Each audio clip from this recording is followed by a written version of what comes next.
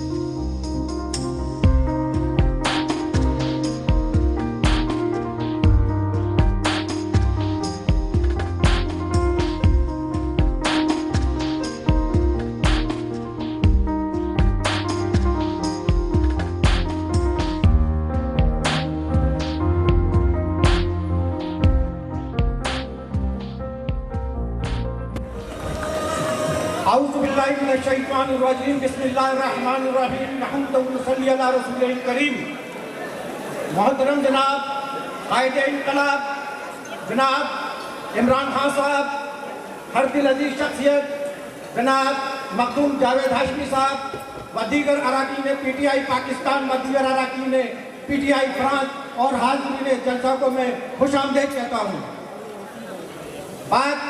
कायदीन मौजूद हैं, इनके सामने पाकिस्तान के मसाइल की बात करना फजूल लगता है। आज पाकिस्तान का बच्चा मसाइल लेकर पैदा हुआ है, कर्ज लेकर पैदा हुआ है। आज मैं मसाइल पर बात नहीं करूंगा, आज मैं उस चीज पर बात करूंगा जब से मेरे कायद ने सुनामी का ऐलान किया है। सुनामी होता क्या है? सुनामी एक खुदा की तरफ से आता है। सुनामी दो किस्म का होता है और दोनों अल्लाह के हुक्म से आता है। याद करो हजरत मूसा को कि पानी से दरिया से पार होते हैं तो फिरौन उस दरिया में गर्क हो जाता है। ये अल्लाह का सुनामी है। याद करो कौम लूत को क्या पत्थरों की बारिश होती है। याद करो हजरत नूह को कि सफीने से जो पानी निकलता है वो पूरी कौम को नाबूद कर देता है। ये वो सुनामी है जो अल्लाह के हुक्म से आता है और एक वो सुनामी है जिसके लिए अल्लाह अपने बंदों को चुन लेता है। याद करो अल्लाह ने किन लोगों को चुना? अल्लाह ने मोहम्मद बिन कासिम को चुना, महमूद गजनवी को चुना, अल्लाह ने तारिक बिन ज़ियाद को चुना, अल्लाह ने सलाहुद्दीन अय्यूबी को चुना। अल्लाह ने उनको चुनकर ऐसा इनकलाब बर्पा किया, ऐसा सुनामी बर्पा किया कि तारीख का वो हिस्सा बन गए। आज एक इनकलाब, एक सुनामी पाकिस्तान की तरफ भी दौड़ रहा है। यह सुनामी अल्लाह ने चुन लिया है। मेरे अरब के लीडर को ऐसा सुनामी पाकिस्तान में कायद है जनाब इमरान साहब की क़यादत में आ रहा है। इंशाअल्लाह ताला इसके अंदर लुटेरे भी मरेंगे, डाकू भी मरेंगे, पत्ताखोरों का भी हिसाब होगा, मुल्क की दौलत लूटने वालों का भी हिसाब होगा इंशाअल्लाह।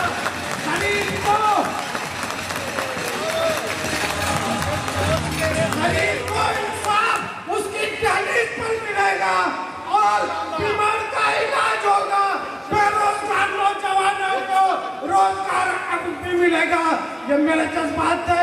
मैं आखिर में इजाजत चाहने से पहले ही कहूँगा कि आप पर मैं मिलकर अल्लाह से ये दुआ करे कि अल्लाह मेरे कायद को सलामत रखे।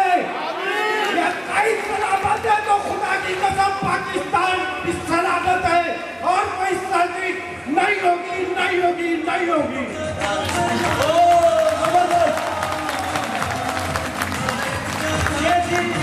भरपूर और सही PTI के वर्कर की तकरीर। अब मैं आपके सामने दावत का खिताब दूंगा। खवातीन की सदर मोहतरमा शाहबानो मीर साहिबा को। खवातीन और नौजवान PTI का असासा है। हमें अपनी माँ, बहनों, बेटियों पे फख्र है कि आज वो कायदे तहरीक के साथ खड़ी हो गई है। आज मैं आपके सामने अभी दावत दे रहा हूँ प्रेसिडेंट बेबेल फ्रांस मोहतरमा शाहबानो मीर साहिबा। भरपूर इस्तेमाल करें।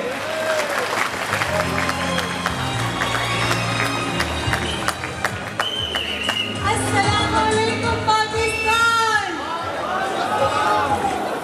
मोहतरम इमरान खान साहब, पाकिस्तान तहरीक-ए-इंसाफ वुमेन विंग की जानिब से हम दिल की गहराइयों से आपको और बाकी जावेद हाशमी साहब को खुशामदीद कहते हैं।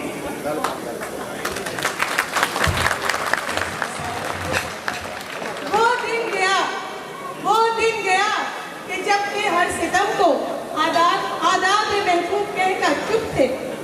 उठेगी हम पर जो ईंट, उठेगी हम पर जो ईंट, कोई तो पत्थर इसका जवाब होगा। कोई सुकून सहरा में बसने वालों, जरा रुतों का मिजाज समझो, जो आज का दिन सुकून से गुजरा है, कल का मौसम खराब होगा। मेरे अजीज हमवतनों, मेरी प्यारी बहनों, मेरी बेटियों, अस्सलाम वालेकुम। आज का दिन फ्रांस की तारीख में हमेशा यादगार दिन के तौर पे सोचा जाएगा और समझा जाएगा। पाकिस्तान तहरीक-ए-इंसाफ जो आज से 16 साल पहले मेहर चंद अफराद के टोले पर मुश्तमिल थी और जिसको कोई शनाख्त देने को तैयार नहीं था, आज पाकिस्तान में आप बताइए वो किस नाम से जानी जाती है? सुनामी। और आज सुनामी खान हमारे दरमियान मौजूद है। इस इंसान की मैं बतौर खतून इसलिए कदर और एक इज्जत करती हूँ क्योंकि इन्होंने ख्वातीन को एक मुमताज मुकाम अदा किया और हमें इस काबिल किया कि हम भी पाकिस्तान के लिए अपने भाइयों के शाना बशाना खड़े होकर अपनी खिदमत को पेश कर सके। खुदा के लिए पाकिस्तानियों, मेरी बात को ध्यान से सुनिए। आपको अंदरूनी और बैरूनी ताकतें जानबूझकर फिरका परस्ती में और रेशा तवानियों में उलझाकर आपके मुल्क को टुकड़े टुकड़े करना चाहती है। बलोचिस्तान हो या फ्रंटियर की तरफ आप देख लीजिए, पूरे पाकिस्तान को किस कदर परेशान किया जा रहा है, जमातों से किस तरह हिला दिया गया है। एक नाम, एक तहरीक, एक इंसान आप सबको यकजा करने पाकिस्तान से चला और पेरिस में पहुंच गया। मैं कहती हूँ सुनामी खान को खुशामदीद कीजिए।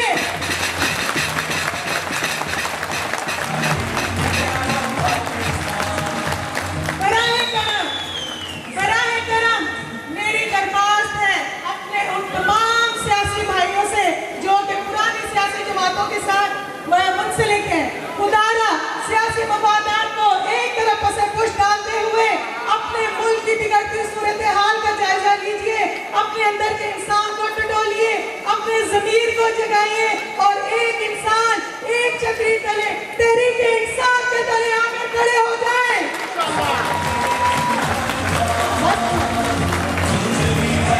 आखिर में आपको सिर्फ आखिरी अल्फाज अपने मजबूर और प्यारे पाकिस्तानी बहन भाइयों के लिए जिनको काटा और मारा जा रहा है, देखो देखो आज ऐसा होने नहीं देना। ऐ मेरे सोचता जानो प्यारे लोगों, ऐ मेरे सोचता जानो प्यारे लोगों, अब अगर ज़लज़ले आए तो क़यामत होगी, अब अगर ज़लज़ले आए तो क़यामत होगी।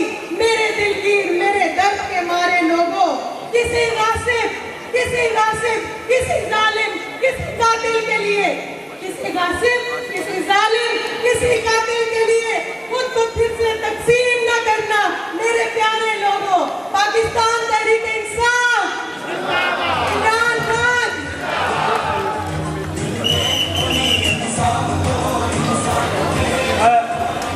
जी हम आपके और खान साहब के दरमियान और हाशमी साहब के दरमियान ज़्यादा हाय नहीं होंगे।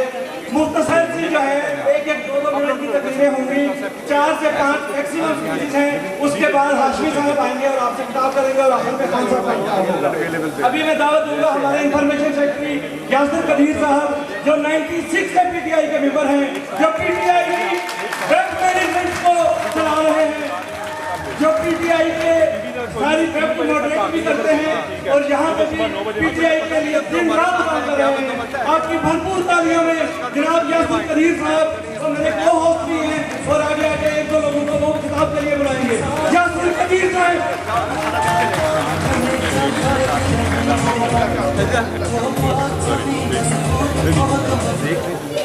जी डॉक्टर साहब मेरे ख्याल में कुछ ज़्यादा ही बोल गए हैं, एक अपना सा कर दूँ मैं पीटीआई का।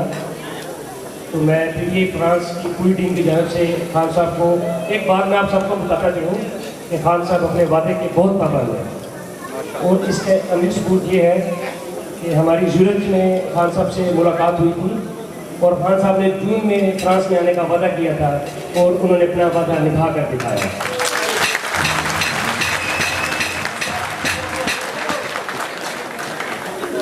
एक छोटा सा शेर अभी भी एक चढ़ो तो फिर बड़ी शेर याद आ गया कि घर खुशी है खान साहिब के आने की, घर खुशी है खान साहिब के आने की, दोबारा उसे हाशमी साहिब ने किया।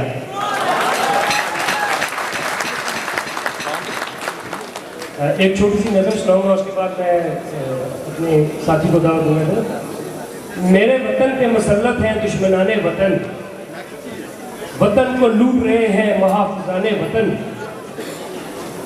झुकी है एक तरफ को तराजुए हमारी, बनते हैं कातिल इंसाफ मुनसफाने वतन। ये सांप रहते हैं अपनी ही आस्तीनों में, वतन से साजिशें करते हैं हुक्मराने वतन। बुला रही है तुम्हें इनकलाब की आवाज, घर से अपने निकलो साकनाने वतन। जवाब देना है तुमको लहू के लहजे में, जवाब देना है तुमको लहू के लहजे में, जो पास करना है तुमको भी इम्तिहाने वतन। उठा लो कंधों पे अपने वतन की दीवारें, मिटाना चाहते हैं ज़लज़ले निशाने वतन। हमें यकीन है कि सब अपने हम सफ़र होंगे, खुदा रसूल के आशिक है आशिकाने वतन। मुज़फ़्फ़र अब ना झुकेगी कमर बुजुर्गों की, के नौजवान संभालेंगे आप अनाने वतन।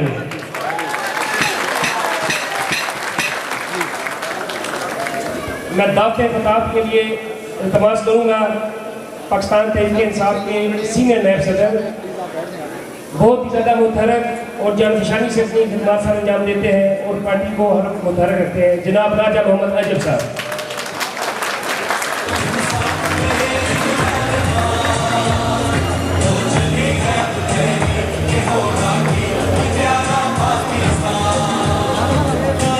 रास्ता में बैर में खोकर समझ जा, तड़प जा पेट खा कर बदल जा, रही शायद तेरी किस्मत में हम उबर कर जिस तरफ चाहे तो निकल जा।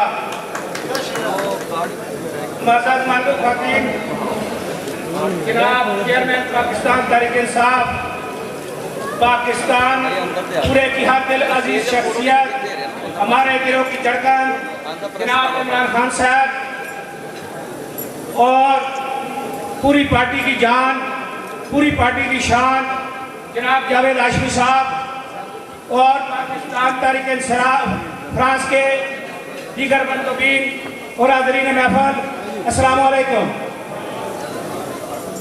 मैं आपके दरमियान और अपने कायद के दरमियान ज़्यादा देर आज नहीं होना चाहता, लेकिन दिन रात पाकिस्तान तहरीक इंसाफ फ्रांस की जितनी भी टीमों ने दिन रात मेहनत करके इस प्रोग्राम की रौनक को दोबारा किया है और जितने भी हाज़रीन महफिल यहाँ पे तशरीफ लाए हैं और उन्होंने जो कुछ भी डोनेशन किया है, मैं उनका तहे दिल से ममनून हूँ और मीडिया का भी तहे दिल से ममनून हूँ।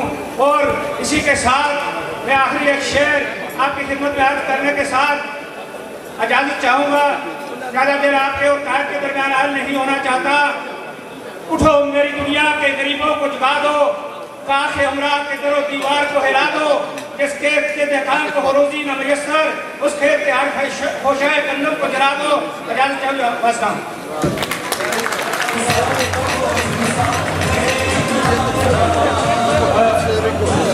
अब मैं आपके सामने दावत खिताब दूंगा हमारा पीटीआई फ्रांस का असासा जनाब मियां जुल्फ़कार साहब, जो कि नायब सदर भी हैं पीटीआई फ्रांस के, कि वो आपके सामने आए और अपने ख्यालात का इजहार करें। कल जावेद हाशमी साहब उनके हम मेहमान भी थे, वहाँ पे भी उन्होंने डिनर में बुलाया था लोगों को। मैं दावत दूंगा मियां जुल्फ़कार साहब को कि वो आए और अपने ख्यालात का इजहार करें।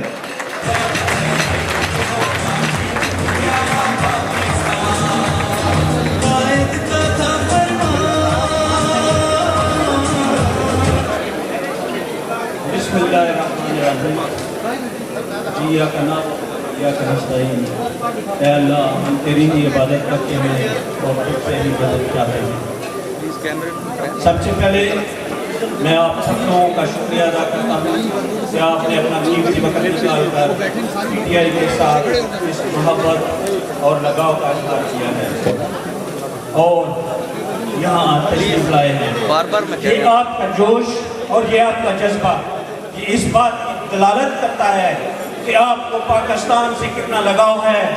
यहाँ आकर दियारे गैर में भी आप पाकिस्तान के साथ वो मोहब्बत और वो जज्बा रखते हैं जो पाकिस्तान के हालात को, पाकिस्तान की किस्मत को, पाकिस्तान के मजदूर को, पाकिस्तान के गरीब और मजबूर आवाम को तरक्की की राह पर डालने के लिए गामज़न है।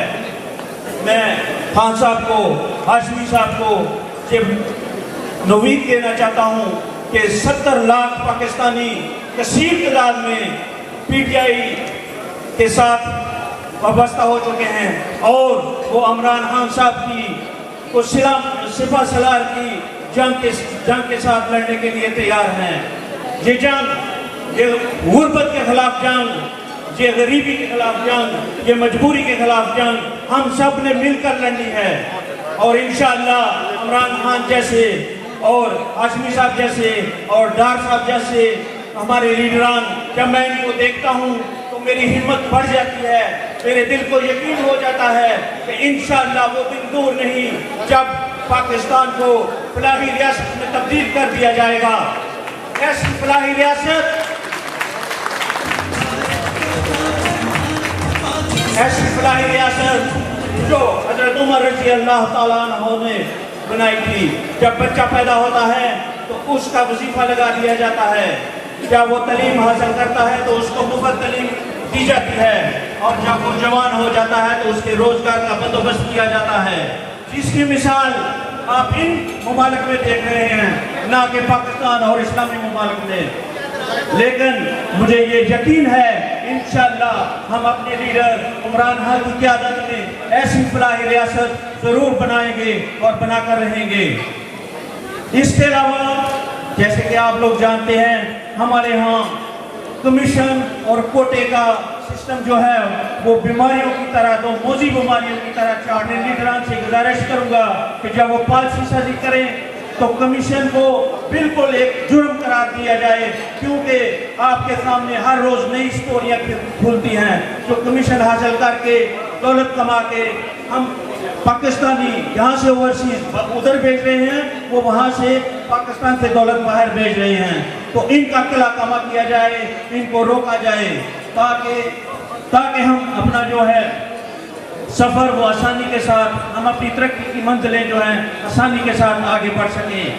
मेरा ये यकीन है कि जब इमरान खान जैसे, जावेद हाशमी जैसे हमारे लीडर हमारे साथ हों और जज्बे और यकीन वाले कारकुन आप जैसे लोग एकदम इकट्ठे हो जाएं तो ये ऐसी फौज, ऐसी ताकत, ऐसा सुनामी बन जाएगा जो पाकिस्तान की किस्मत को बदल कर रख देगा। इसलिए मैं सिर्फ ये बात जरूर करना चाहूँगा कि जब ये पॉलिसी साजी करें तो ओवरसीज को पार्लियामेंट के अंदर, kabina के अंदर नुमाइंदगी ज़रूर दें, क्योंकि ये लोग जज्बे और मोहब्बत से काम करने वाले लोग हैं, सिपाही हैं और इंशाअल्लाह आपके साथ मरते दम तक लड़ेंगे। पाकिस्तान, PTI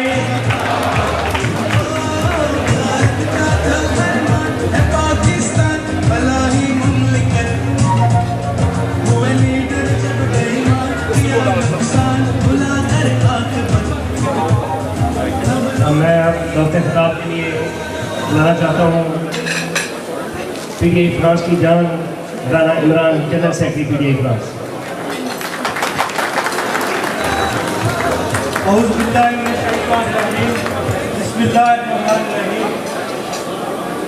कई दोस्त कहते हैं हम पीपल्स पार्टी से तहरीक इंसाफ में आए हैं। जी हम बाकी पीपल्स पार्टी से आए हैं, लेकिन इसलिए आए हैं कि हमने देखा है कि PTI एक नजरिए का नाम है। PTI एक नजरियाती पार्टी है और इसको नजरियाती पार्टी कुरान पाक ने बनाया है। कुरान पाक में अल्लाह ताला ने कहा है, जो सब्र करे, जो मुश्किल हालात में सब्र करे और इस्तिकामत के साथ डटा रहे, तो मैं उसके साथ हूँ। तो जो अल्लाह कुरान पाक में कहता है इस्तिकामत वाले के साथ वो है, सब्र वाले के साथ वो है, तो हम कौन इमरान खान के साथ जाएं, हम कौन नजरिए के साथ जाएं। पीटीआई वाकई एक नजरियाती पार्टी है। तो मैं अपने कायदीन के दरमियान ज़्यादा हायर नहीं रहना चाहता, तो पंजाबी का एक बुल्ले शाह का एक शेर मैं पढ़ूंगा। पत्थर दिल गुलाब नहीं होंगे, पत्थर दिल गुलाब नहीं होंगे, कोरे वरक किताब नहीं होंगे, जे यार ला लिए यारी बुलिया फिर यारा नाल हिसाब नहीं होंगे।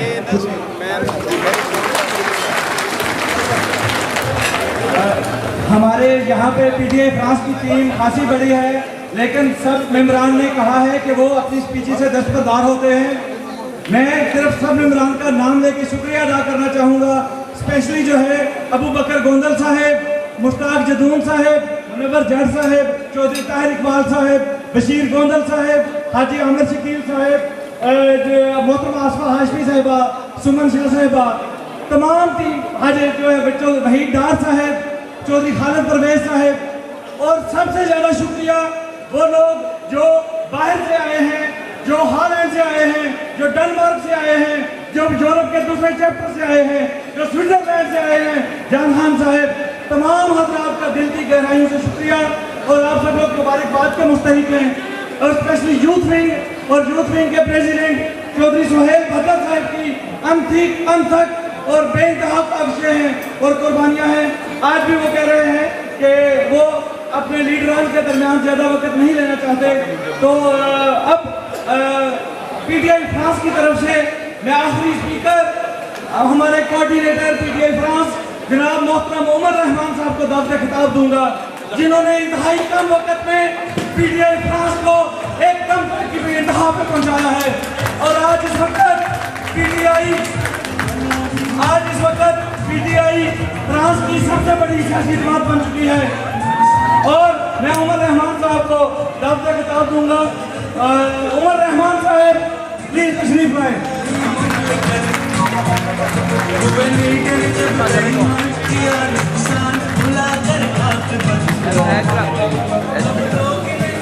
सबसे पहले तो आप सबका शुक्रगुजार कि यहाँ पे इतने टेबल भरे हुए नजर आ रहे हैं, जो कि मेरी उम्मीद नहीं थी।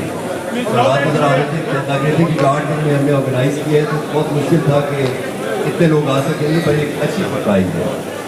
इसके साथ ही मैं जावेद हाशमी साहब का और इमरान खान साहब का बहुत मशहूर हूँ कि उन्होंने अपनी बहुत ही मुश्किल हालात में जिस तरह उनके वहाँ पे टाइम जितना इम्पोर्टेंट है उसमें उन्होंने टाइम निकाला और उसके बाद वो यहाँ पे तशरीफ लाए। बहुत थोड़ा सा उन्होंने टाइम दी है, तो हमें भी उन्हें क्वालिटी टाइम देना चाहिए। इसके अलावा जो दूसरे चैप्टर के मेहमान आए हैं उनको मेरी तरफ से वेलकम। और मैं अपनी टीम से कहूँगा कि आप लोगों ने अच्छा काम किया है, पहली दफ़ा हमने ऐसा किया है। इंशाल्लाह ताला इम्प्रूव होगा, इंशाल्लाह इम्प्रूव होगा और हम और इम्प्रूवमेंट करेंगे। तो आज का जो ये डिनर था, इसको इससे ना सोचे कि जलसा है, ये डिनर है, इसे तकरीरें नहीं होगी। मैं खुद भी नहीं कर रहा, मैं वॉलंटियरली अपनी तकरीर छोड़ रहा हूँ। मैं चाहता हूँ कि आज सबसे ज़्यादा टाइम हम अपने लीडर खान साहब को दें और जावेद हाशमी साहब को दें। और इसके साथ ही मैं उमर डार साहब का नाम भूल गया था जो वहाँ से तशरीफ लाए, उनको भी, और जो मेहमान आए शौकत साहब, उनको भी मैं वेलकम कहता हूँ। इन लोगों को हम देंगे और इनकी सुनेंगे, तो आज इनका देना है, इनको बोलने के। और वो मेरे तमाम दोस्त जिन्होंने वॉलंटियरली तकरीरें छोड़ दी हैं, ये वक्त की नज़ाकत को समझते हुए अपनी कुर्बानी दी है, आई रियली अप्रिशिएट दैम। उनके लिए सिर्फ एक दफ़ा तालियां बजा दें ताकि उनको पता चले कि उनकी तकलीफ है। बहुत बहुत शुक्रिया, बहुत बहुत शुक्रिया। अल्लाह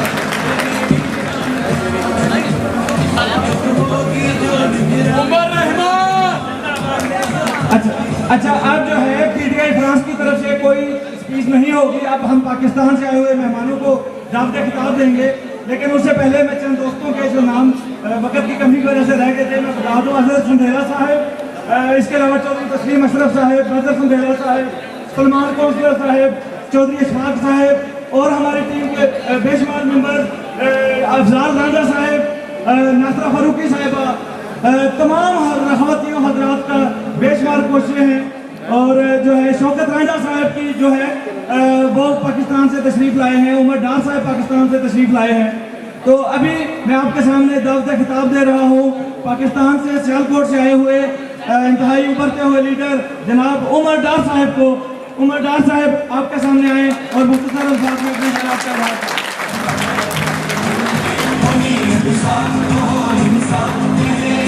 बिस्मिल्लाहिर्रहमानिर्रहीम। सबसे पहले मैं पाकिस्तान तहरीके इंसाफ की जो फ्रांस की टीम है उन्हें आज इस पुरवकार तकरीब का इनेकाद करने पर खराज तहसीन पेश करता हूँ और अपने तमाम पाकिस्तानी भाइयों को बहनों को जो यहाँ तशरीफ़ रखते हैं उन्हें सलाम अकीदत पेश करता हूँ। अजीज़ हमवतनों, मेरे दोस्तों, मेरे बुजुर्गों, मेरे भाइयों, पाकिस्तान के जो हालात हैं वो आज किसी से भी पोशीदा नहीं है। मीडिया ने पूरी दुनिया को एक ग्लोबल विलेज बना दिया है और न सिर्फ पाकिस्तान में रहने वाले जो पाकिस्तानी हैं बल्कि जो हमारे ओवरसीज भाई हैं उनमें भी पाकिस्तान के हवाले से पाकिस्तान के हालात के बारे में गहरी तशवीश पाई जाती है। आज मुझे आपसे मुखातब होते हुए एक अजीब सी खुशी महसूस हो रही है, इसलिए कि जो ओवरसीज पाकिस्तानी हैं जो यहाँ मेरे भाई बहनें तशरीफ रखती हैं उनके लिए पाकिस्तान तहरीक इंसाफ की क़यादत मेरी मुराद इमरान खान साहब से है। वो एक ख़ास जज्बा रखते हैं और ओवरसीज पाकिस्तानीज़ के लिए वो बहुत हद दर्जा मोहब्बत रखते हैं। और न सिर्फ वो पाकिस्तान में होने वाले जलसों में पाकिस्तान के अपने इन भाइयों का जिक्र करते हैं बल्कि वहाँ टेलीविज़न में अपने इंटरव्यूज़ में भी वो इस बात का इजहार करते हैं कि ओवरसीज पाकिस्तानी जो है वो पाकिस्तान का दर हकीकत एक बहुत बड़ा कीमती सरमाया है। तो मेरे भाइयों, आज जो पाकिस्तान के हालात हैं उनको देखते हुए हम किस गोशे की बात करें, इस हाल में भी पाकिस्तान के गोशे गोशे के लोग होंगे। मैं अगर सिंध की तरफ देखता हूँ, पाकिस्तान में सिंध की बात करता हूँ तो सिंध जो है वो उसका चप्पा चप्पा लेयरी बन चुका है और कराची जो पाकिस्तान की मैशियत का हब है वहाँ जिंदगी जो है वो अगवा बराए तवान, लूट खसूट, चोरियों डकैतियों की नजर हो चुकी है।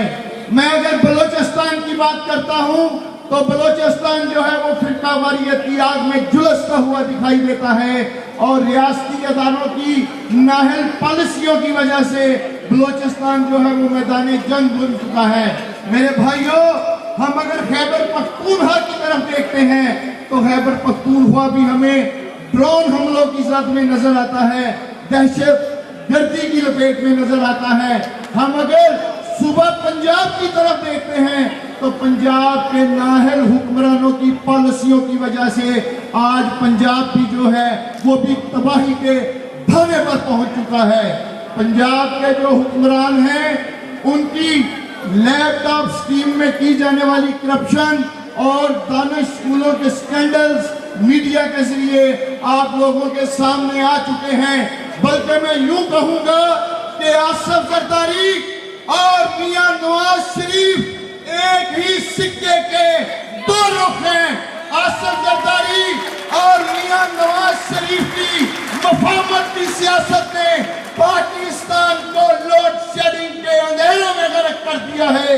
मेरे भाइयों, मेरी बहनों, मेरे बुजुर्गों, आप अगर चाहते हैं कि पाकिस्तान को जिन चैलेंजेस का सामना है, आज पाकिस्तान को जिन मसाइल का सामना है, यही बात महसूस करते हुए आज जावेद हाशमी साहब जैसे लोग, वो अजीम इंसान जिसने अपनी आधी से ज्यादा जिंदगी पाकिस्तान के बेहतर मुस्तकबिल की खातिर जेल के अंधेरों की नजर कर दी। आज जावेद हाशमी भी इसी बात को तस्लीम करता है कि पाकिस्तान के मसाइल का निजात सिर्फ और सिर्फ इमरान खान ही की क़यादत में हो सकते हैं।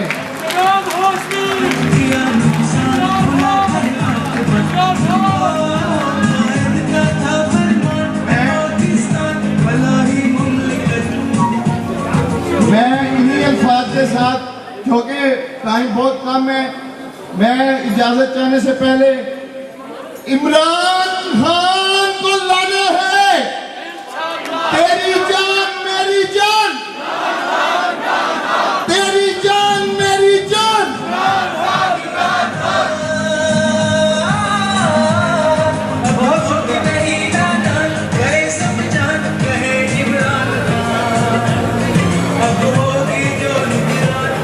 अच्छा, मैं क्योंकि बहुत सारे साथी ऐसे हैं जिन्होंने बहुत ज़्यादा मेहनतें की हैं, तो कुछ साथियों का नाम रह भी जाता है, तो हम नहीं चाहते कि हमारे किसी साथी की दिल आज़ारी हो। हमारे यूथ विंग के चौधरी इमरान डाल साहब, इसके अलावा कमर सईद साहब, मैं सोशल मीडिया का खुसूसी शुक्रिया अदा करना चाहूँगा अदील शेख साहब का, जिन्होंने अपना पूरा 1 साल पाकिस्तान में किया था, यहाँ से छोड़ कर गए थे। इसके अलावा फ़रूक बोदल साहब, हमारे सलमान कौंसलर साहब, असर संजीला साहब, तस्लीम अशरफ साहब, वहीद डार साहब, लुबना यूनुस साहबा, असमा हाशमी साहबा, खालिद परवेज चौधरी साहब, अबरार क्यानी साहब और दीगर साथी मैं जिनका नाम भूल जाऊँ, और ख़ासकर बेल्जियम, जर्मनी और हॉलैंड से आने वाले साथी जिनको आज हम टाइम नहीं दे सके, लेकिन उनका हम बहुत शुक्रगुजार हैं कि वो यहाँ पर आए थे दूर से। तो मैं अब दावत खिताब देता हूँ आप सब की भरपूर तालियों में बागी जावेद हाशमी। एक बहादुर आदमी, एक बहादुर आदमी, हाशमी हाशमी, एक बहादुर आदमी, हाशमी हाशमी, एक बहादुर आदमी, हाशमी हाशमी, हाली, हाशमी हाशमी, हाशमी हाशमी, हाशमी हाशमी, हाशमी हाशमी, हाशमी हाशमी।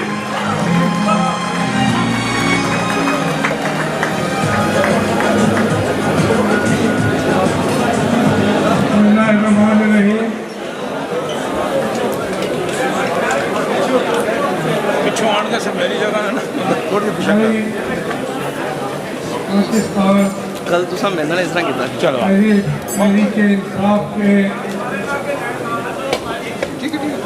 थोड़ा पीछे करो। हमारे विधायक इमरान खान साहब, आज मैं फ्रांस के इस शहर में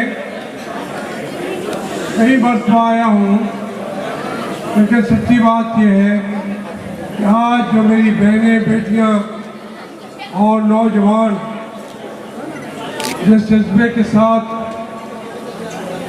उनको मैं देख रहा हूँ, उससे यकीन की बात यह है कि हम उम्मीद का पैगाम सुनाने आए थे, लेकिन यहाँ उम्मीद का पैगाम लेके जाएंगे पाकिस्तान। आप लोगों की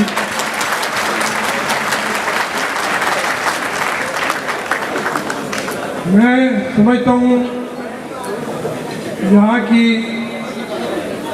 पीटीआई ने जिस मुनज़्ज़म तरीके से आज ये जलसा किया और इसके तमाम लोगों ने जो कुर्बानी दी, तकरीरों की,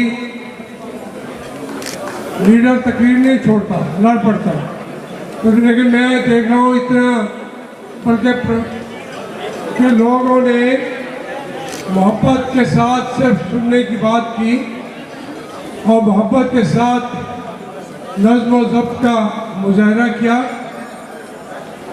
अगर ये कोशिश इंशाअल्लाह जारी रहेगी और तहरीक इंसाफ आज एक बात तो तय हो चुकी है, हम नहीं कह रहे, दुनिया जहान के सर्वे कह रहे हैं, वो कह रहे हैं, आई का सर्वे कह रहा है, दूसरे कह रहे हैं, अमेरिका के, बरतानिया के, वो सर्वे कह रहे हैं कि पाकिस्तान तहरीक इंसाफ पाकिस्तान की सबसे बड़ी पार्टी है, सबसे बड़ी पार्टी, और उस पार्टी का सरबराह इमरान खान पाकिस्तान का सबसे बड़ा लीडर है, ये वो कह रहे हैं। और सच्ची बात यह है, मैं आपके साथ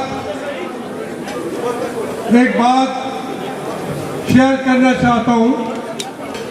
मैंने आज चूँकि ये डिनर था, फंड रेजिंग थी, तकरीर तो सिर्फ इमरान खान साहब की होनी चाहिए थी।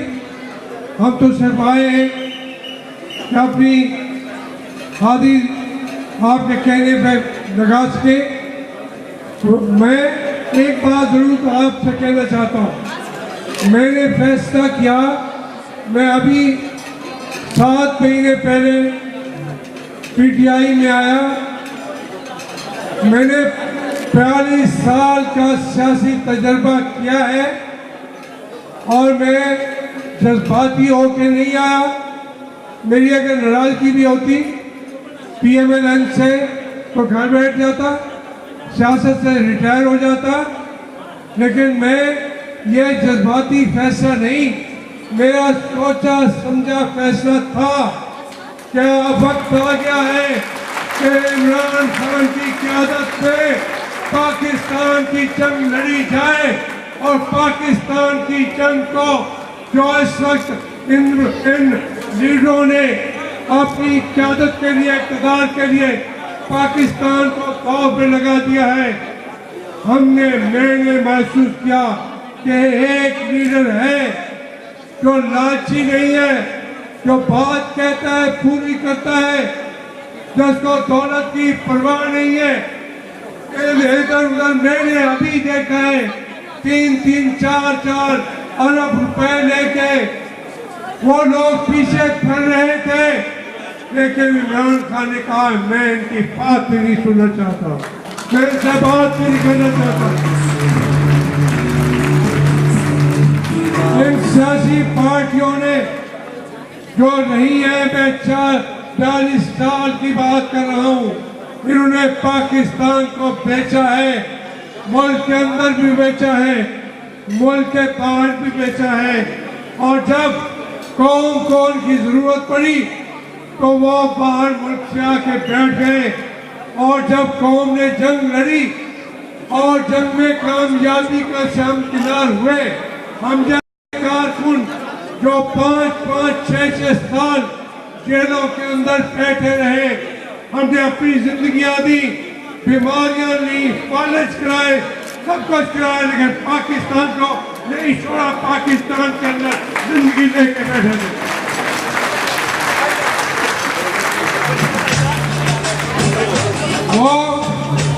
वो दौर हमने जिस तरह गुजारा है, उसमें इमरान खान ने तन्हा वो फिर रहे थे वहाँ पे, मैं देखता रहा, मैं आंखें रखता हूँ, सियासी शऊर रखता हूँ, मुल्क की सियासत को जानता हूँ।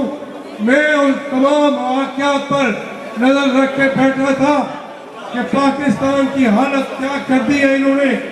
आपको हैरानी भी होगी कि 54 में फ्रांस का जो फ्रांक है, फ्रांक पाकिस्तान का रुपए से फ्रांक की कीमत कम थी, सिर्फ फ्रांक के बराबर था 54 में। आज मुझे नहीं पता कि एक फ्रांसीसी फ्रांक के कितने रुपए आते हैं। 115।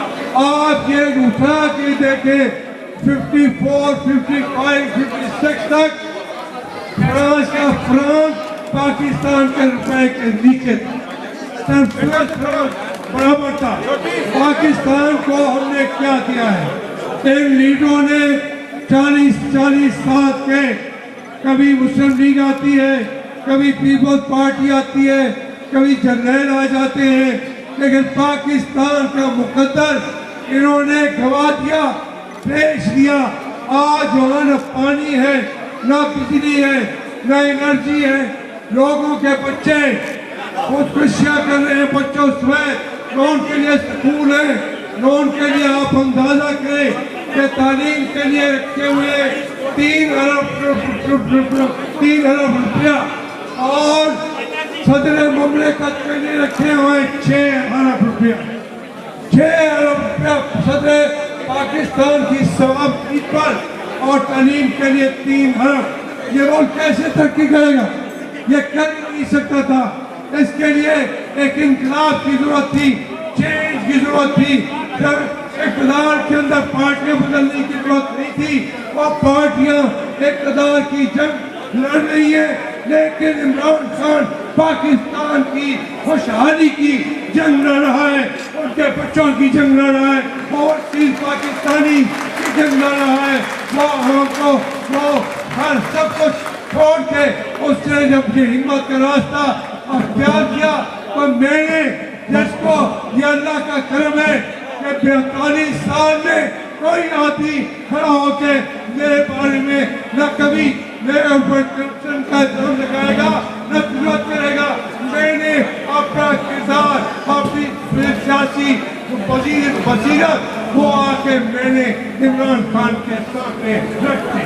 ये सोच रहा था कि ये जंग अकेला इमरान खान अकेला लड़ेगा, जीत जाएगा, लेकिन उसके बाद चेंज आनी है, तब्दीली आनी है, लोगों का मुकद्दर बदलना है।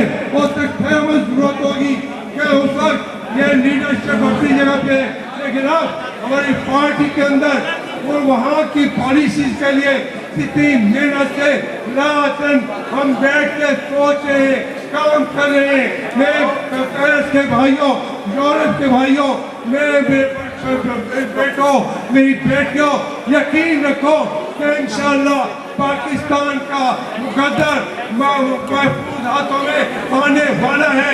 इमरान खान वज़ीर आज़म होगा। और दुनिया की ताकत और इस बात को रोक नहीं सकती। जो लोगों ने मंसूबे बनाए थे, उनके तमाम मंसूबे आज तस्तम हो चुके हैं। वो चीफ जस्टिस का मसला कुछ असूली मौक़िफ़ के साथ चल रही है। ये बातें अभी आके आपके लीडर, मेरे लीडर इमरान खान करेंगे, लेकिन हमने ये जंग जीत ली है। ये जंग जीत के खड़े हैं। पाकिस्तान के अंदर चप्पा चप्पा चल रहा है। तब्दीली चाहते हैं, इंसाफ चाहते हैं, मुल्क के अंदर तहरीक इंसाफ की हुकूमत चाहते हैं, और इमरान खान को वज़ीर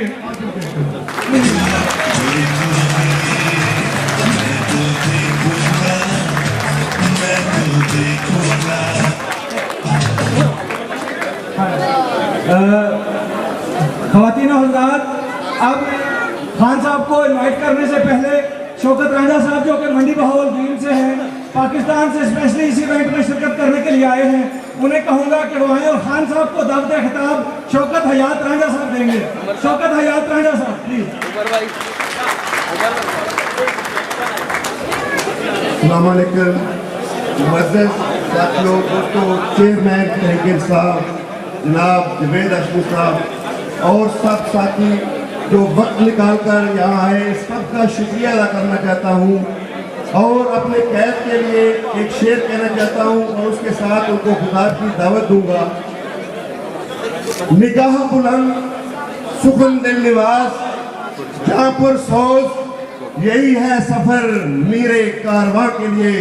जनाब इमरान खान, आपकी तालियों में। कौन बचाएगा पाकिस्तान? कौन बचाएगा पाकिस्तान?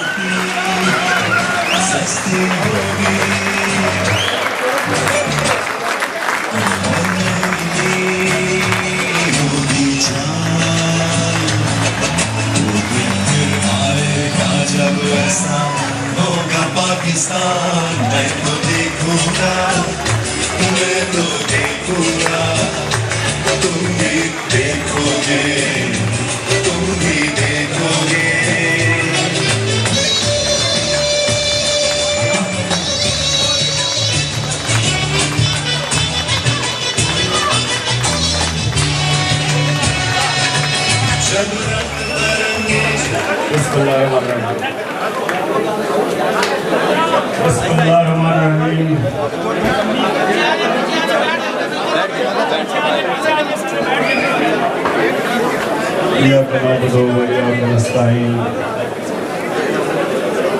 अल्लाह तेरी इबादत करते हैं, तेरे से मदद मांगते हैं।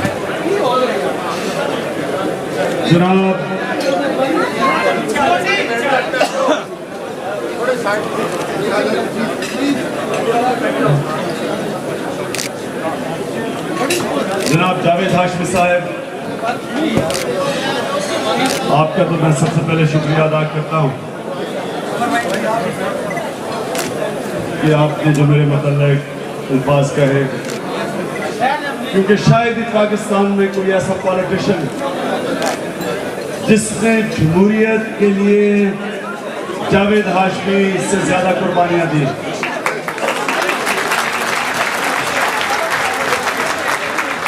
उसके बाद फ्रांस की सारी टीम का मैं शुक्रिया अदा करना चाहता हूं। बहुत बहुत शुक्रिया आपका। यार पीछे हो जा भाई। इतना बड़ा जलसा पेरिस में करना, इसमें आप मुबारक के मुस्तहिक हैं। और ख्वातीन हज़रात, आप जितने भी यहाँ हैं, मैं आपको भी खुशामदीद कहता हूँ और मैं चाहता हूँ कि बड़े तहम्मुल से और खामोशी से अब आधा घंटा आपने मेरी बात सुन ली।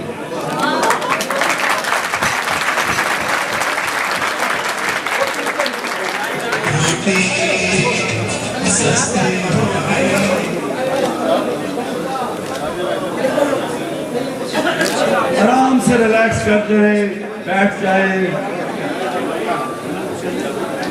पता नहीं कब अगली बारी आपसे मुलाकात में होगी, इसलिए जरा बड़ा गौर से सुने मेरी बात है।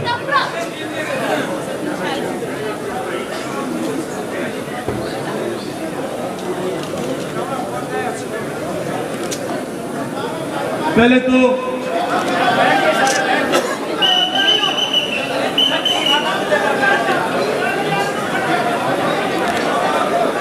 बैठ जाए।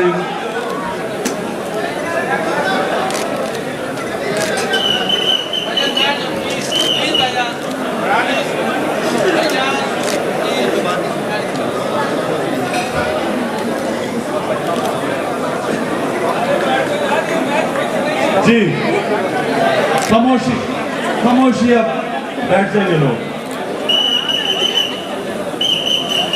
अल्लाह कुरान में कहता है कि एक स्कीम इंसान बनाता है और दूसरी मैं बनाता हूं, और कामयाब सिर्फ एक ही स्कीम होती है, अल्लाह। 9 मार्च को 2007 एक जनरल ने स्कीम बनाई चीफ जस्टिस को खत्म करने के लिए, और अल्लाह की स्कीम कुछ और निकली। वो 9 मार्च मुशर्रफ का जवाल का पहला दिन था। अभी पाकिस्तान के करप्ट सियासी माफिया ने एक प्रोग्राम बनाया उसी चीफ जस्टिस को खत्म करने के लिए। उन्होंने किसको पकड़ा? पाकिस्तान का एक ऐसा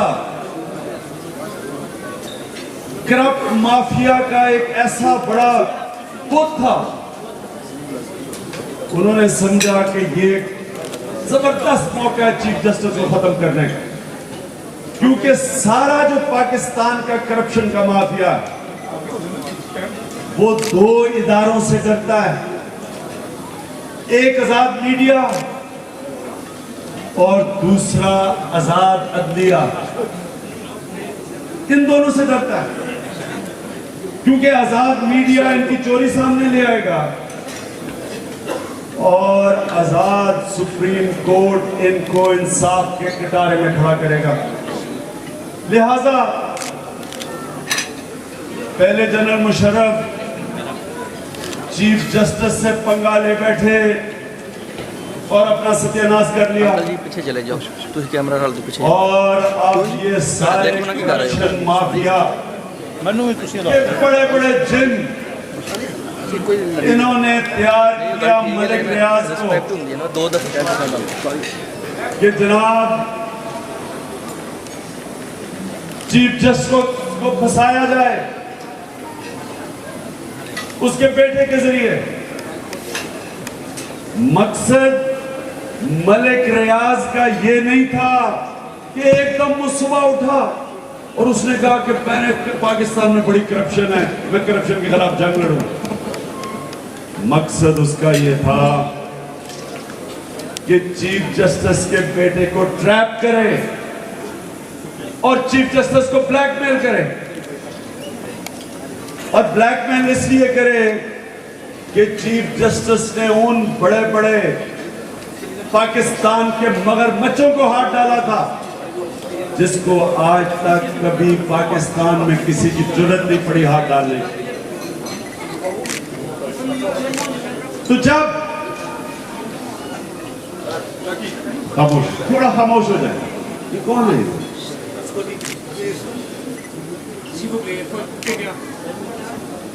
तो जब उसने साजिश की चीफ जस्टिस के खिलाफ, उसका ख्याल था कि चीफ जस्टिस इफ्तिखार डर के जो भी बड़े लोग उसके पीछे मलिक रियाज के बैठे हुए थे, जो उसको आगे कर रहे थे, जिन्होंने 3 साल लगाए चीफ जस्टिस के बेटे को फंसाने के लिए, उन सब ने समझा कि चीफ जस्टिस बेचारा घबरा जाएगा। लेकिन ये फिर से मुशर्रफ वाली गलती कर बैठे। ख्वातीन और हज़रात, अब आपके सामने जो गेम होने वाली है, ये पाकिस्तान की तारीख की एक ऐसी गेम है जिसमें दूध का दूध, पानी का पानी होने वाला है। ये जो अब जा रहा है पाकिस्तान जिस तरफ, आप सबको पता चल जाएगा कि मलिक रियाज बहरिया वाले के पास किस किस पाकिस्तान के सियासतदान, किस किस पाकिस्तान की फौज में कौन से लोग और पाकिस्तान के कौन से सहाफियों को उसने उनकी कीमत लगाई हुई, कितना पैसा दिया, इनके ज़मीर की कीमत कितनी थी। इंशाअल्लाह आने वाले दिनों में आप सबके सामने आएगा। आने वाले दिनों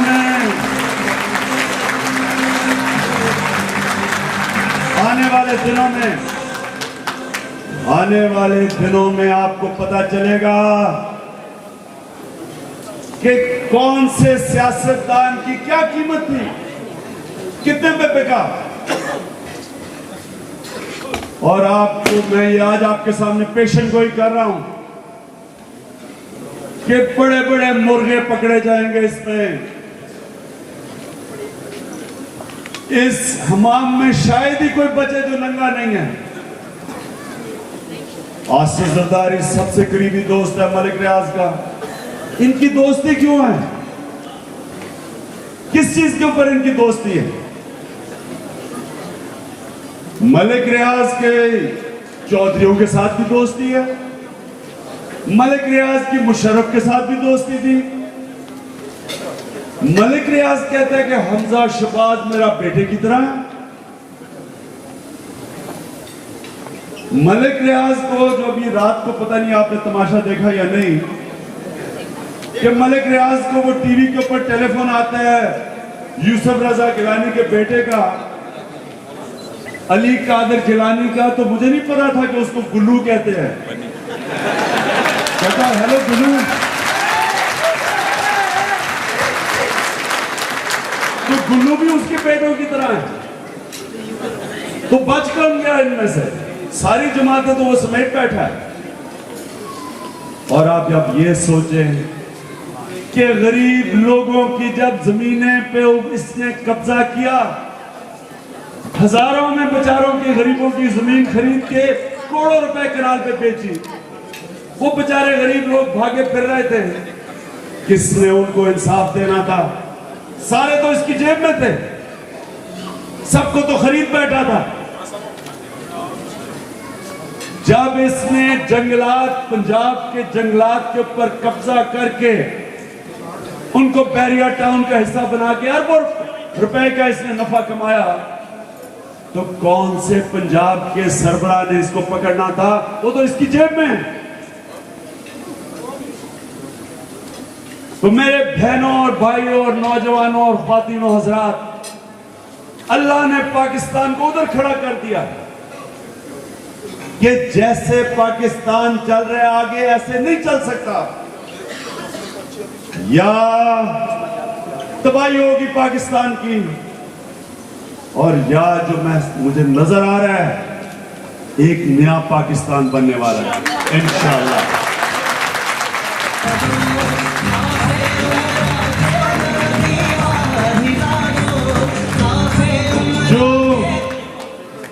जो मुझे नजर आ रहा है, अल्लाह, एक तो चीफ जस्टिस ने सुओ मोटो एक्शन लिया हुआ है,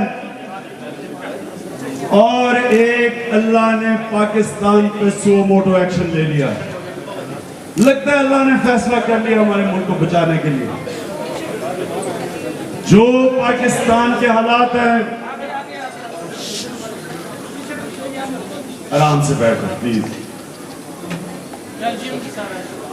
बहुत ज्यादा शोर मचा हुआ ऊपर। एक जलसा नीचे एक ऊपर है।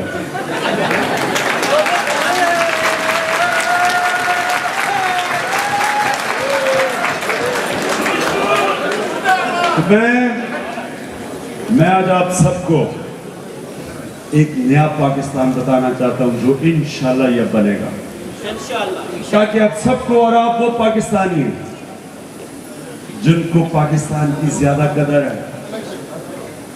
आपने ये इधर एक निजाम चलता देखा है, जिस पे इंसान मेहनत करे तो वो ऊपर आ सकता है। पाकिस्तान में आप मेहनत जितनी मर्जी कर लें, आप ऊपर नहीं आ सकते, क्योंकि एक नाइंसाफी और जुल्म का निजाम। ताकतवर कोई भी पाकिस्तान में नाजायज काम करना चाहे कर सकता है, और कमजोर कोई जायज काम नहीं करवा सकता रिश्वत दिए बगैर।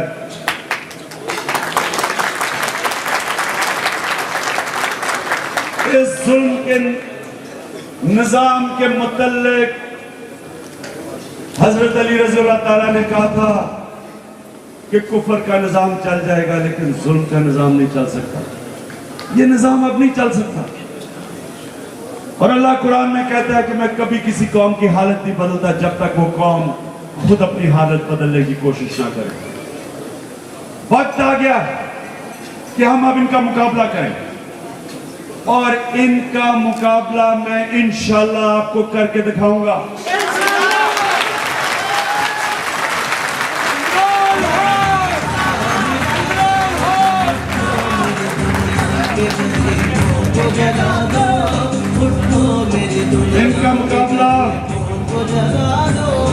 इनका मुकाबला मैं आपको करके दिखाऊंगा। ये सब इकट्ठे होंगे, इनके मफादात एक हैं। आप जब यहां से जाएंगे,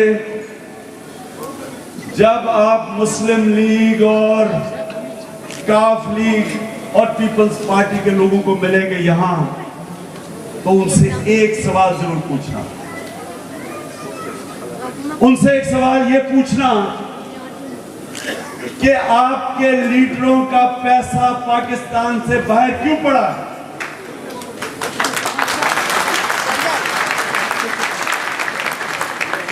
अगर आप लीडरशिप पाकिस्तान में कर रहे हैं, आपकी जायदाद और बैंक बैलेंसेस मुल्क से बाहर पड़े हैं, आप इस मुल्क से कैसे सिंसियर हो सकते हैं? कैसे आप वफादारी कर सकते हैं? अब आज पाकिस्तान में $1 95 रुपए का पहुंच गया। जब $1 डॉलर के सामने गिरता है तो पाकिस्तान को 80 अरब रुपए के कर्जे मजीद बढ़ जाते हैं। 1 रुपए पे 80 अरब रुपए के कर्जे मुल्क को मजीद बढ़ जाते हैं। आज हमारे मुल्क का यह हाल है कि 1 रुपया जो टैक्स में इकट्ठा होता है उसमें से 62 पैसे सिर्फ कर्जों पे सूद देने के ऊपर लग चले जाते हैं। 1 रुपए में से 62 पैसे सूद देने पे जाते हैं। और जितना कर्जा ये मौजूदा गवर्नमेंट ले रही है, 1 साल के बाद 1 रुपए में से 80 पैसे जाएंगे कर्जों पे सूद देने पे। कर्जा उधर का उधर ही होगा, सिर्फ उसके ऊपर सूद देने पे 80 पैसा जाएगा अगले साल के आखिर में। तो मुल्क के पास तो पैसा ही नहीं है। जब आप कर्जों की किस्तें अदा कर देंगे और फौज को पैसे दे देंगे, मुल्क के लिए किधर से पैसा है? कैसे आप अपने लोगों को तालीम देंगे? कैसे लोगों का इलाज करेंगे? कैसे रोजगार देंगे? कैसे सड़कें बनाएंगे? डेवलपमेंट कैसे करेंगे? तो मेरा सवाल यह है कि क्या ये जो बाकी पार्टी के लीडर्स हैं, इनको इस चीज की फिक्र नहीं है? क्या इनको नहीं नजर आ रहा कि मुल्क का दिवालिया निकल गया? इनको कोई फर्क नहीं पड़ा? इनको क्यों नहीं कोई फर्क पड़ा? इनके महलों के खर्चे, प्राइम मिनिस्टर हाउस का दिन का खर्चा 20 लाख रुपया दिन का, प्रेसिडेंट आसिफ जरदारी के दिन का खर्चा 24 लाख रुपया, इन दोनों के दिन का बैरून मुल्क दौरों का खर्चा 27 लाख रुपया। लोग भूखे मर रहे हैं। बुलेट प्रूफ गाड़ियां 40-40 गाड़ियों में जा रहे हैं। इनके बच्चों के लिए ट्रैफिक बंद हो जाता है। बुलेट प्रूफ गाड़ी के जब टायर बदले जाते हैं तो 16 लाख रुपया उस टायरों का खर्चा सारा गरीब आवाम देती है। उधर हमारा खात्मे आला पंजाब के अंदर रायगढ़ में 1700 सरकारी नौकर काम कर रहे हैं। रायगढ़ में जो सारी एलीट पुलिस, वो सिर्फ इनके खानदान के लिए 600, 800 में से 600 सिर्फ वीआईपीज़ के लिए। गवर्नर हाउस 2400 नौकर गवर्नर हाउस में काम कर रहे हैं। तो इनके रहन सहन देखिए, इनको कोई फर्क नहीं पड़ रहा कि कर्जे ले रहे हैं और ये बादशाह की तरह रह रहे हैं। ये इसी तरह है कि आपके घर में पैसा खत्म हो जाए तो बाप बच्चों को भूखा मारे और खुद बड़ी बड़ी गाड़ियां खरीदे कर्जों पे। ये कैसे हो सकता? और इनको ये फिक्र नहीं कि आगे मुल्क तबाही की तरफ जा रहा है। इनको क्यों नहीं फिक्र? क्योंकि इनके पैसे और जायदाद और बैंक बैलेंस मुल्क से बाहर पड़े हैं। जब रुपया गिरता है ये और अमीर हो जाते हैं, इनकी प्रॉपर्टी की कीमत और बढ़ जाती है। तो इसलिए आप जब इन लोगों से मिले, सवाल जवाब बाद में होगा, इसलिए जब आप इन लोगों से मिले बाकी जमातों से, इनसे जरूर ये सवाल पूछे कि आपके लीडरों का पैसा बाहर क्यों पड़ा? क्यों पड़ा बाहर?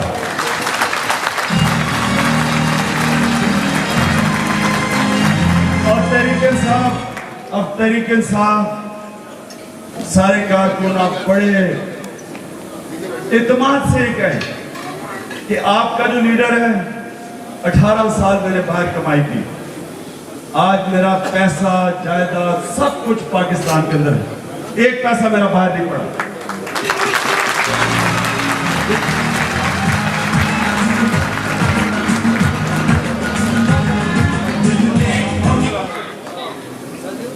तो खातिन हुज़रात, अब मैं सिर्फ आपको एक नया पाकिस्तान का बताना चाहता हूँ कि ये आपका मुल्क, अल्लाह ने इसको क्या क्या दिया है और ये क्या बन सकता है।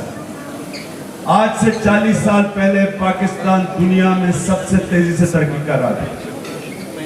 आज से 40 साल पहले पाकिस्तान की जो यूनिवर्सिटीज और कॉलेजेस थे, इंटरनेशनल स्टैंडर्ड के थे। सारे मिडिल ईस्ट से सारे मिडिल ईस्ट से लोग पाकिस्तान में पढ़ने आते थे। मेरे साथ मलेशिया के शहजादे HSN कॉलेज में पढ़ते थे।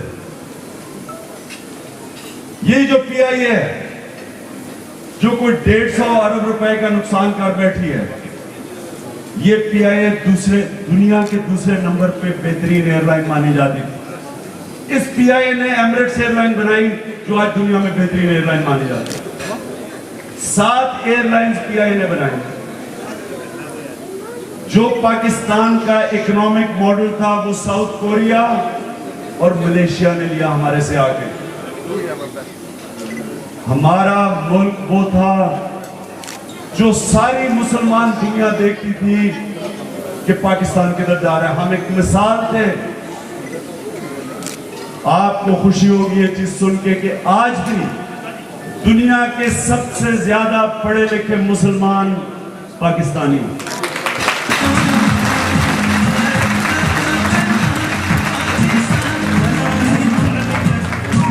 अल्लाह ने हमारे मुल्क में इतना टैलेंट दिया है, कोई टैलेंट की कमी नहीं है।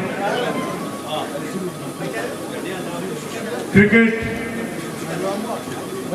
यानी कि एक निजाम ना होने के बावजूद पाकिस्तान दुनिया का चैंपियन बन जाता है। स्क्वॉश के अंदर सारे पाकिस्तान में ऑक्सफोर्ड यूनिवर्सिटी से कम स्क्वॉश कोर्ट्स हैं। 10 साल जहांगीर खान दुनिया का चैंपियन, 10 साल जमशेद खान दुनिया का चैंपियन।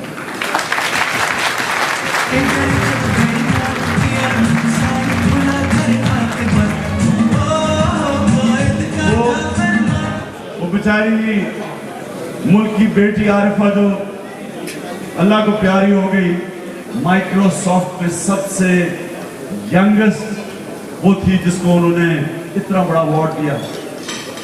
मैथमेटिशियन, लड़के का नाम पता नहीं क्या मूसा था, दुनिया में जीनियस कंसिडर किया जाता है मैथमेटिशियन। अली नवाजिश 22 A-लेवल, यानी टैलेंट की कोई कमी नहीं मुल्क में। अमेरिका के अंदर 20 साल पहले उन्होंने असेस किया कि सारी नेशनैलिटीज के अंदर जो बेस्ट 2 एकेडमिक ग्रुप से उनमें पाकिस्तानी थे। तो अल्लाह ने मुल्क में टैलेंट भी दिया है। आज पाकिस्तान की जो आधी आबादी है 25 साल की उम्र से कम है, यंग पॉपुलेशन है। ये इतना ये फ्लॉज, ये अगर हमने इस आबादी को सही इस्तेमाल कर लिया, ये पाकिस्तान को सबसे आगे ले जाएगा। सिर्फ इनके ऊपर हमने थोड़ी इन्वेस्टमेंट कर दी। पाकिस्तान में दुनिया में एक वो इलाका है, वो जमीन है जिसमें अल्लाह ने इतनी जरखेज जमीन दी। ऑस्ट्रेलिया के अंदर एक दफा मैं टीवी पे देख रहा था, तो ऑस्ट्रेलिया में वो बता रहे थे कि जो ऑस्ट्रेलिया में टॉप सॉइल है, टॉप सॉइल का मतलब कि जमीन की कितनी जरखेज जमीन है, वो सिर्फ 6 इंच है। पाकिस्तान के अंदर जो टॉप सॉइल है वो तकरीबन 6-6 फुट है, यानी इतनी जरखेज जमीन अल्लाह ने दी हुई है। ये पाकिस्तान एक वक्त पे सारे हिंदुस्तान को गंदम देता था। 12 मौसम है पाकिस्तान में, आप कुछ भी उगा सकते हैं। 1965 में एक स्वीडन का नोबेल प्राइज विनर था, उसका नाम गनर मर्डल था। गनर मर्डल 1965 में किताब लिखता है द एशियन मिरेकल। उस किताब में वो कहता है कि जो एशिया का कैलिफोर्निया बनने जा रहा है, यानी कि एशिया का जो सबसे खुशहाल तबका बनने जा रहा है, वो मौजूदा पाकिस्तान था। तो मेरे पाकिस्तानियों, अंधेरा तो है, बुरा वक्त है, लेकिन मैं आपको ये बता दूं, सिर्फ एक चीज की हमारे मुल्क को जरूरत है। अगर हम अपना गवर्नेंस सिस्टम ठीक कर गए, यानी कि कानून की बालादस्ती कायम कर गए, एक इंसाफ का निजाम बना गए, मैं आज आपको कहता हूं कि ये सारी दुनिया में सबसे तेजी से हमारा मुल्क तरक्की करेगा।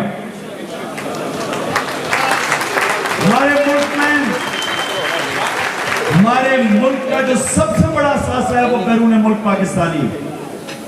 अगर हमने अपने मुल्क का निजाम ठीक कर दिया, कानून की बालादस्ती कायम कर दी, सबसे ज्यादा सरमायाकारी हमारे बैरून मुल्क पाकिस्तानी पाकिस्तान में पैसा लेके आएंगे। हमें किसी से भीख मांगने की जरूरत नहीं पड़ेगी। इतना बड़ा हमारा सरमाया बैठा बैरून मुल्क पाकिस्तानी, लेकिन मुल्क के इतना करप्शन का निजाम ऐसा है कि बेचारे वो मर मर के प्लॉट खरीदते हैं, ज्यादा से ज्यादा बेचारे वो एक प्लॉट लेते हैं, उसके ऊपर भी कब्जा हो जाता है। वो बेचारे एयरपोर्ट पे उतरते हैं, उधर एयरपोर्ट के ऊपर ही उनके ऊपर वारदात शुरू हो जाती है। एयरपोर्ट से उन बेचारों की खाल उधेड़नी शुरू करते हैं। वो जब तक अगर मर मर के वहां से अगर लाहौर से गुजरात जाना हो तो रास्ते में वो पूरा प्रोग्राम बना होता है, रास्ते में इनको केहू को लूट देते हैं, अफवाह कर देते हैं लोगों को। जिस मुल्क में आप एक प्लॉट भी ना ले सके, अगर आप प्लॉट भी ना ले सके, और मैं लोगों को ये कहानी, ये सच्ची कहानी मैं बताता हूँ कि मेरा एक अजीज था, 6 साल सऊदी अरेबिया में बेचारे ने काम किया, पैसा बनाया, इस्लामाबाद में आके प्लॉट ले लिया, फिर बेचारे ने 6 साल मजीद काम किया, पैसा बनाया, घर बनाने के लिए पहुंचा इस्लामाबाद। अब कागज पकड़ के देख रहा है कि मेरा प्लॉट किधर है, देखा प्लॉट के ऊपर बिल्डिंग खड़ी हुई। थाने में गया कि जी रिपोर्ट, मेरे प्लॉट पे कब्जा हो गया। थानेदार ने कहा अच्छा जी आपका तो ये नाम तो नहीं है? उसने कहा मेरा यही नाम है। उसने समझा कि समझ गया कि असल आदमी पहुंच गया। कहता आपने तो पर्चा हुआ, आपने तो किसी और के प्लॉट पे कब्जा कर लिया। ये मैं आपको सच्ची बात बता रहा हूँ। वो बेचारे का मेहनत का पैसा, बेचारे ने इतनी मेहनत की, पैसा बनाया, प्लॉट पे भी कब्जा हो गया। और सिर्फ प्लॉट पे कब्जा नहीं हुआ, अपने ऊपर FIR भी कट गई। बेचारा सिफारिशें करवाता फिर बड़ी मुश्किल से मुख पुका करके गया। तो जब आप जिस मुल्क में निजाम इतना करप्ट हो जाए, आप प्लॉट भी ना ले सके, सरमायाकारी किसने करनी है, फैक्ट्रियां किसने लगानी है, बिजनेस किसने करनी है। मैं आपको यकीन दिलाता हूं कि इंशाअल्लाह 90 दिन के अंदर हम आपको पाकिस्तान का निजाम ठीक करके दिखाएंगे।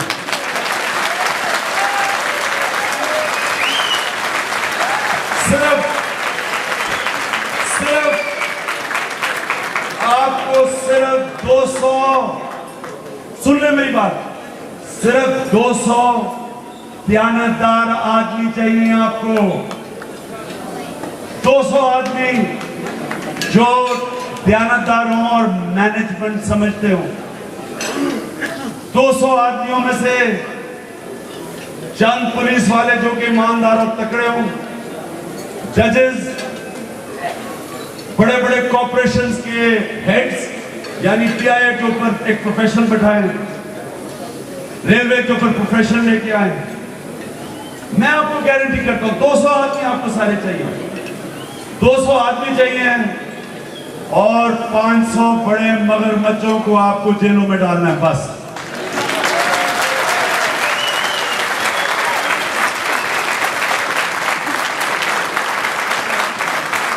और मुझे लगता है कि ये मगरमच्छों का बंदोबस्त अल्लाह ने मेरे लिए जिम्मेदारी दी है।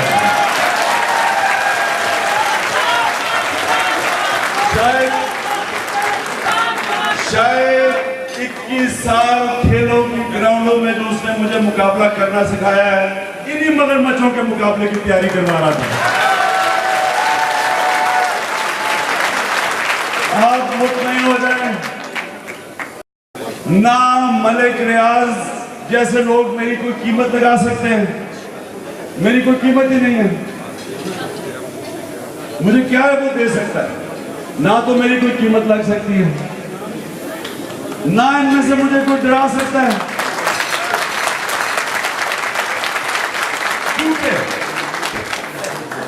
नौजवानों, ये खास तौर पे आप सुन लें, जो आप में से ला इलाहा इल्लल्लाह का मतलब समझ गया और उसके वो दिल में आ गया, आपके सारे अल्लाह खौफ दूर कर देते।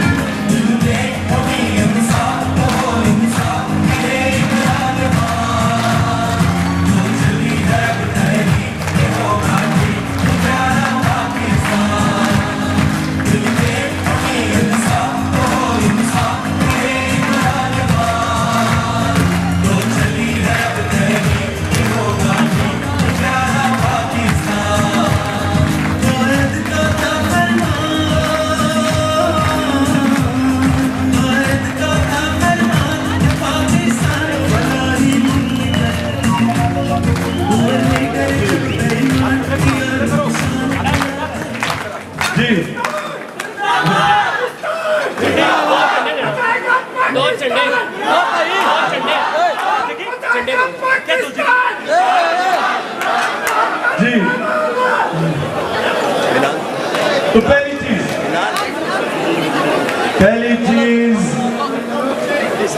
पहली चीज पाकिस्तान में इंतसाब। दूसरी चीज, हमने पाकिस्तान का पुलिस का निजाम ठीक करना है। वो कैसे करेंगे, ये गौर से सुन। इंटीरियर मिनिस्ट्री के नीचे से पुलिस निकाल देंगे, यानी कि पुलिस को गैर सियासी बना देंगे, यानी कि कोई एमएनए और एमपीए अपना थानेदार नहीं रखवा सकेगा, क्योंकि जुल्म करते हैं थाने से। अपना थानेदार रखवाते हैं लोगों के भले के लिए नहीं, लोगों के ऊपर जुल्म करने के लिए। आज फ्रांस के अंदर, यूरोप के अंदर कौन सा पॉलिटिशियन अपना थानेदार रखवा सकता है? कोई नहीं रखवा सकता। इसलिए क्योंकि इनकी पुलिस गैर सियासी है, इसलिए पुलिस जुल्म नहीं करती, इंसाफ करती है। यहाँ पे साथ अपने पुलिस वालों को रख के लोगों को ऊपर तशद्दुद करते हैं, जुल्म करते हैं, खुद भी लूटते हैं, पुलिस को भी मौका देते हैं लूटने का। तीसरी चीज, अपनी हमने ब्यूरोक्रेसी ठीक करनी है मेरिट के ऊपर, उसको भी गैर सियासी करना है। अगर आपके मोटरवे के ऊपर पाकिस्तान की पुलिस इंटरनेशनल स्टैंडर्ड की बन सकती है, तो बाकी पाकिस्तान में क्यों नहीं बन सकती? यानी कि हो सकता है। हमने शौकत खानम को, आप कभी भी आपको मौका मिले शौकत खानम जाए, इंटरनेशनल स्टैंडर्ड का अस्पताल है। जब मैं बीमार हुआ और मुझे ऑपरेशन की जरूरत थी, तो मैं बाहर नहीं भागा गया, अमेरिका नहीं गया इलाज करवाने के लिए, मैं अपने शौकत खानम में जाके अपना ऑपरेशन करवाया, क्योंकि मुझे इत्मीनान था, क्योंकि मुझे पता था हॉस्पिटल एक इंटरनेशनल स्टैंडर्ड का। अगर शौकत खानम एक इंटरनेशनल स्टैंडर्ड का हॉस्पिटल बन सकता है, बाकी क्यों नहीं बन सकते? अगर आप मियांवाली में पहली यूनिवर्सिटी पाकिस्तान में जो प्राइवेट यूनिवर्सिटी है, अगर देहात में हम बना सकते हैं और एक ब्रैडफोर्ड इंग्लैंड की यूनिवर्सिटी की डिग्रीज मिल सकती हैं देहात के अंदर, तो हम बाकी क्यों नहीं इंटरनेशनल स्टैंडर्ड की यूनिवर्सिटीज बना सकते हैं? हम बना सकते हैं। अगर हमारे पाकिस्तानी बाहर जाके बड़े बड़े काम कर सकते हैं, तो पाकिस्तान में क्यों नहीं कर सकते? क्योंकि निजाम ठीक नहीं है। तो मैं आपके सामने सब ये कहना चाहता, आपको मुतमईन करना चाहता हूं कि आपका मुल्क अमीर है, अल्लाह ने सब कुछ दिया, लेकिन जिस मुल्क के निजाम में इंसाफ ना हो, उसका कोई मुस्तकबिल नहीं है। दुनिया की तारीख में अगर कोई मुल्क आगे बढ़ा है, तो सबसे पहले उन्होंने मुल्क में इंसाफ पैदा किया। रोमन एम्पायर रोमन एम्पायर क्यों इतना बड़ा एम्पायर बना? क्योंकि रोमन लॉज बाकियों से बेहतर थे। मुसलमानों ने 800 साल तक दुनिया की सुपर पावर कैसे बने?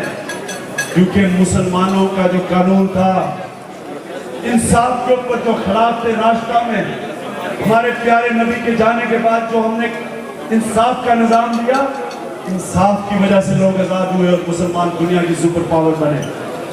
अंग्रेज अगर आगे बढ़ा तो मुझे याद है मेरे वालिदैन हमें कहते थे कि अंग्रेज के जमाने में इंसाफ का निजाम बेहतर था। अंग्रेज के जाने के बाद जब तक आपके माशरे में इंसाफ नहीं होगा तरक्की नहीं हो सकती। सिंगापुर के अंदर ली कुआन यू ने, वही सिंगापुर था जिसका पर कैपिटा इनकम पाकिस्तान के बराबर था, $550। एक प्राइम मिनिस्टर क्योंकि खुद ईमानदार था, उसने निजाम ठीक किया, इंसाफ के ऊपर निजाम बनाया। आज सिंगापुर की per capita income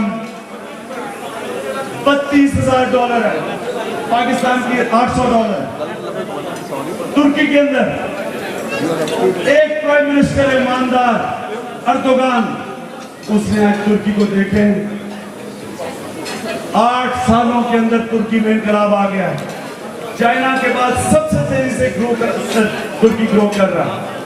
Mahathir Mohamad ने मलेशिया को उठाया, इंसाफ का निजाम ला के। इंशाअल्लाह पाकिस्तान को हम उठाएंगे और मैं आपको दावा करता हूं कि सारी तीसरी दुनिया में सबसे तेजी से हम इंशाअल्लाह उठाएंगे।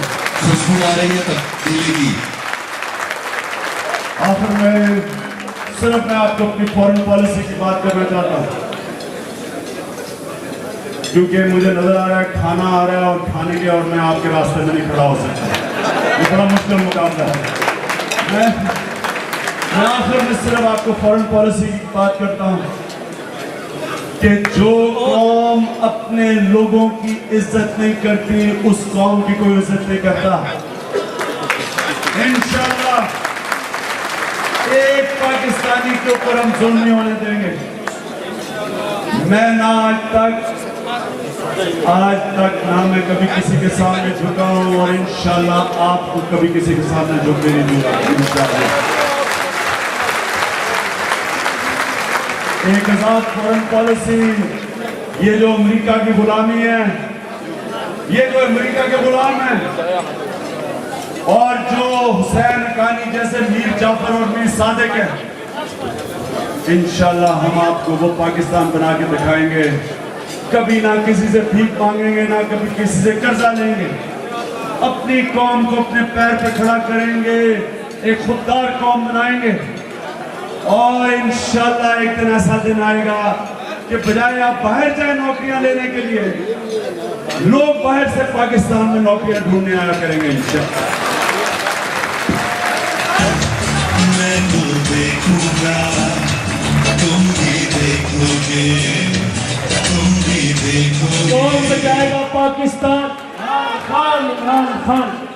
जब रोटी सस्ती होगी और महंगी होगी जान, वो दिन फिर आएगा जब ऐसा होगा पाकिस्तान। मैं तो देखूंगा, मैं तो देखूंगा, तुम भी देखोगे, तुम भी देखोगे।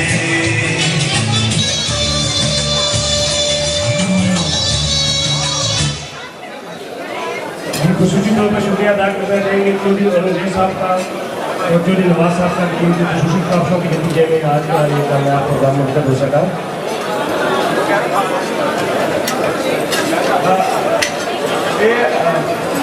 Merci beaucoup pour votre participation et nous sommes honorés. Parmi nous, il y a député maire de Sarcelles, Mission François Boukouni.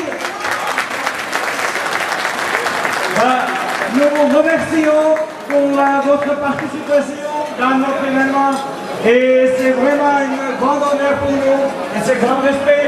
Merci beaucoup. On va vous demander de dire quelques mots à notre communauté pakistanaise. Merci. Merci, bonsoir à tous. Salam alaikum. Je voudrais bien entendu saluer Imran Khan qui nous fait l'honneur ce soir d'être ici présent à Sarcelles. C'est pour la ville de Sarcelles un grand honneur et un grand moment de recevoir une telle personnalité.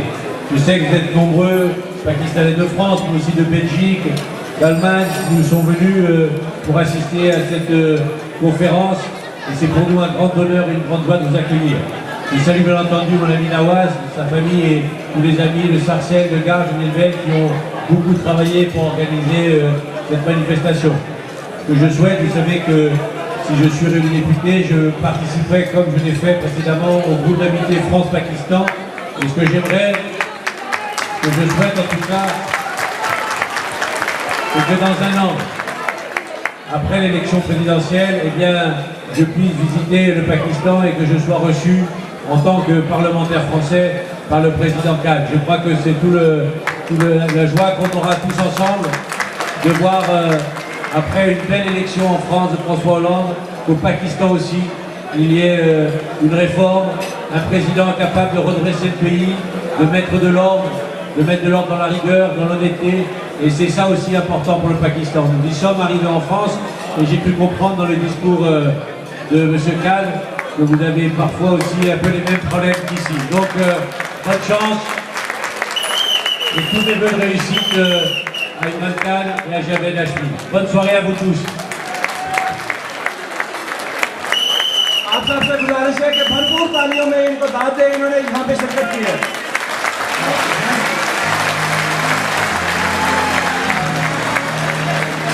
Thanks a lot. और special शुक्रिया चौधरी औरंगजेब साहब का कि वो यहाँ पे आए और डेप्यूटी मेयर साहब को भी यहाँ पे लेके आए। थैंक्स अ लॉट जी। खाना खाते हुए आप बताएं नहीं करेंगे, आराम से खाना खाएं फिर बात होती है।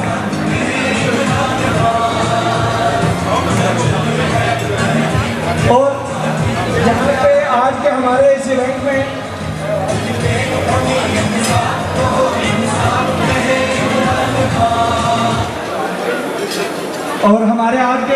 में पीएचडी स्कॉलर्स की एक बहुत बड़ी तादाद में शिरकत की है। हम उनका भी भरपूर शुक्रिया अदा करते हैं, specially social media, Facebook, Twitter, इंसाफ.pk और ये प्रोजेक्टर वगैरह का सारा काम हमारे पीएचडी स्कॉलर्स ने किया है, तो उन सब का शुक्रिया। और ये स्पेशली इंटरनेशनल चैप्टर से आए हुए मेहमानों का शुक्रिया, specially Belgium, Holland, Denmark, Switzerland, doctor Gulsher Khaliq साहब हैं, मैं जानता हूँ। साकिब साहब आए हैं डेनमार्क से, उनका शुक्रिया। बेल्जियम से आए हैं साहब, सब हजरात का शुक्रिया। आप लोगों ने यहाँ पे आए हमें। जब रोटी सस्ती होगी और महंगी होगी जान, वो दिन फिर आएगा जब ऐसा होगा पाकिस्तान। मैं तो देखूंगा